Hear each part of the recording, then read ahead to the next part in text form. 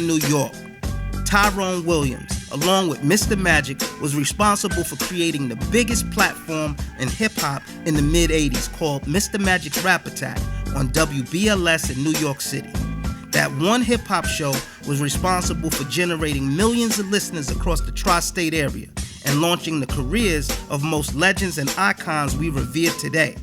Also known as Fly Ty, and was the founder and owner of Cold Chillin' Records, who launched the careers of Roxanne Shante, MC Shan, Biz Markie, Big Daddy Kane, and Kool G Rap, to name a few. In this exclusive 2.5-hour sit-down, Fly Ty Williams will break down his career, his thoughts on music, and will definitely cause some controversy on his thoughts about Leo Cohen, Russell Simmons, and Andre Harrell.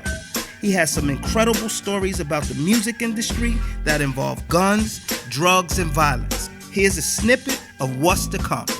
Go ahead. Philadelphians think Shante is from Philly because we broke her record commercially in Philadelphia. Right.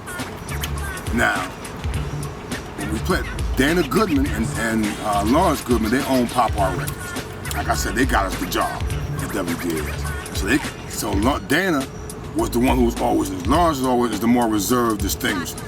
Dana's the street wild brother. Right. He comes to the station, yo, what's that Roxanne John y'all played tonight? Who got that? Right. Oh, it ain't no records, just, what?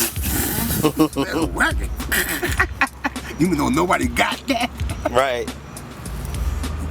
Don't go nowhere when y'all get off. He comes back with his brother to make a deal. Listen, I can't make a deal. I don't know her parents, nothing. Right. I seen her one time. Right. And that's the girl you told, get away with it. Got bigger shit going on right now. Right. So I can't promise that. These. We're gonna bring it in high this spring a little bit. Let me bring it in here. All right. So you were saying? Okay. Where was I? You was on the Roxanne Shante. Okay.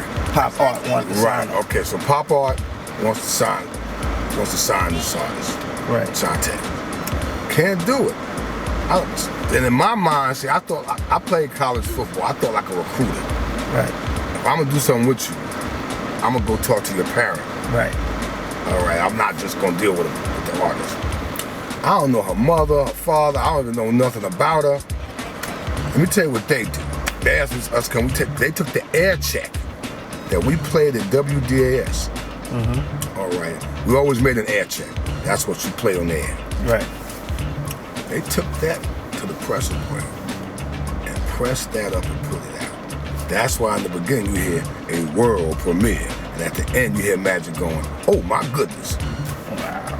They recorded the air check and put it out, and it took off. Wow. Took off to the degree that in 1985, January 1st. Kiss FM, 98.7 Kiss FM in New York City, did the countdown, top 100. And the #1 record is, we don't have it. Roxanne, whoever you are, please send us your record. Wow. So now at the same time, we getting big. Right. We getting big, all right. Now the reason that they didn't have it, think about this. Red Alert is on Kiss and playing it. All right, they don't have it because they dissing Red Alert. For the first 2 years Red Alert was on Kiss, they didn't allow him in the building. Wow. He used to have to drop the tape off with the receptionist. They wouldn't let him. That's how much they didn't like rap. So understand the fight that we had now. When Red and Chuck got hired by Kiss, the happiest person was Mr. Magic. Because in his mind, he's forcing radio to accept the whole genre of music. Right. Next thing, this is an aside. Right. Ty, why not let him talk? We don't know that he can't get in the building. Why not let him talk, Ty? Why Red ain't talking? How come Chuck ain't talking? Magic did not announce it. I don't know why that they're not in the building either. They're not announcers. That's why Magic created the beef. To talk for them. They don't realize that. He couldn't say nothing nice about them Right. and be on BLS. So he had to create a competition. Right. So everybody wanted to listen to either them or us. Right. And hip hop, I have the whole weekend. Right. That's where Magic was coming from. Smart. All right. So I told Red and Chuck that y'all don't even get it. Y'all was just mad. He dissing us. No. He had to create a battle between, and that was radio wars. They had never had radio wars before. Right. But they called it radio wars, but it really was hip hop wars. Right. And then Marley was making records with their name in it, and we playing it. All right. But it made their names popular. Right. So, anyway, that's how Roxanne got into it. Okay. So when did you decide I want to go from news to actually starting a label? Okay, it was never a decision. It wasn't Right. a conscious decision. It just happened. Right. So now we got Roxanne. I'm afraid for her because she's 14. So we build a world famous Mr. Rap Attack World Tour. Right. Starring fly girl Roxanne Shante. Right. I gave her that name. She was Shante. And I just gave, Roxanne was a title to me. Right. Like Queen Shante, Roxanne Shante. Right. That was the title. So we're going on tour. It's Magic, Marley, and Shante. And Magic will come on. You ready to fly girl Roxanne Shante? Yeah, but first, living and striving from day to day for his song. Right.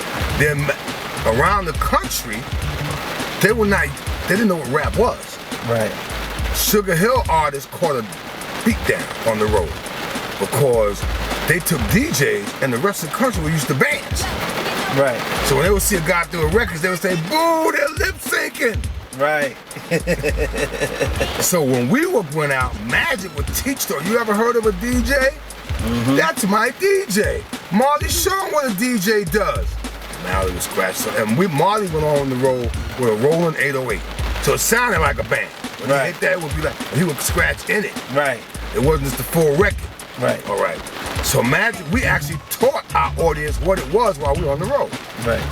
Now we got this. So now there's another kid in Queensbridge named MC Shan. All right. He goes to Marley. He's smart. He made a tape about Marley called Marley Scratch. All of his beats and my rhymes attached. Formed a new creation called the Marley Scratch. We add Under that awning over there, so we don't get all that rain sound. Yeah. Right there.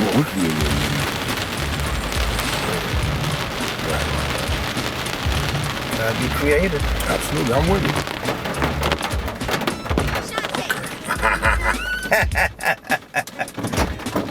Put up a little bit more, because it's in the back. You hear it?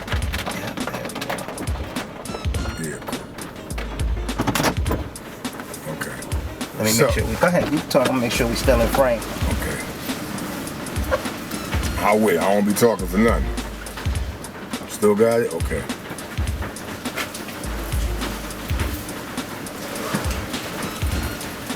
So anyway, you know, we're on the tour. We add MC Shan. All right, and it's getting bigger. Now the unique aspect of the Magic, the world famous Mr. Magic World Tour, is that now we add LA. We got LA Sunshine and Mike C also. Right. Because the Fields 4 is kind of over, Treacherous 3 is over, LA Sunshine's from the Treacherous 3, he's Juice Crew. Mike C's from the Fields 4, he's Juice Crew. We put them on too. All right. Then we add Biz as Shan's beatboxer. Right. Biz was MC Shan's beatboxer. Now we add somebody else. And we add Kane. Then we had TJ Swan. Right. We had Kane. So we got a full show. And none of them, the only one with two with records is Shan and Shante. Nobody else got a record. Right. At all. So this is the Mr. Magic's World Tour that you're talking about. So this is everybody that's So now each and every one of them, I went to meet their parents first. Right. Now, the reason I ended up taking them because their parents want to help with their kids. These kids are about 16, 17 at the time. Right. I'm 25. Right. So we young too. Right. We young too. We all right. We stumbling too. But we young. But you know, we older than them. Right. But I would go sit and meet their parents, Kane's parents, Shawnee's parents, Shan's grandfather, G-Rap's mother, Sister Hanifa. But they were just happy to have somebody keep their kids off the street. Because I would do summer tours. Right. So for the summer, they know their kids off the street. Right. Now, But what happened by the time we get back, while I'm on the road, me, Magic, hold up. Me, Magic, Marley, and Shan, we giving all this shit to other people. We just started our own label. We started a label called Bridge Records. Right. The Bridge is on there, but we still going through pop art. Right. So they really guys from Philly. Right. They're still down, and they doing what record companies did back in the day. They look like record companies back in the day. Look at you getting the tour money, we get the record money. Right. All right. So then we dropped them. Shante is cold as ice. She can't bust a grape. Right. This is 1987. Going to 88, Shante. 1987, right? No, 80, at the end of 86, 87, right? Shante is she's ice cold. But we still could work. Right. Because Shan is hot. Right. We got the bridge. We decided to make another label. So now we want to get a partner. Because we know the record business, but we really don't. Right. We need somebody with that. We know radio, we know how to make records, but we don't know nothing about retail and none of that. Right. So first we decided we were going to go with Corey Profile, or Tommy and Tommy Boy, or Fred Maneo, or Select, because now Select are coming to play. Right. They inherited a lot of the pop art groups. Right. Now they're too hard to get to. We chose Lenny Fishelberg. Lenny had a label called Prism. Right. And Prism was a disco label, and disco was dead as hell. Right. All right. And the reason I chose Lenny is because Lenny was easy to get to. And if he tried to do something crazy, I could bust his ass. Seriously. That was the whole reason I chose him. And Lenny only had one employee. Right. D. It's called a Disco D. Mm-hmm. The white girl. When she wasn't little, she was a little bit older. Right. All right. And he had two offices, like the office space was one office here and one here faced each other with the lobby kind of like a sitting area in the middle. Mm-hmm. And the inventory room off to the left. So we get down with Lenny. Now Lenny is a Jew, but he ain't like no Jew I ever met. His father, he knew retail, because his father had a chain of store called Sam's Records. And he also came from wholesale. He was with Sunshine Distribution, so he knew that game. Right.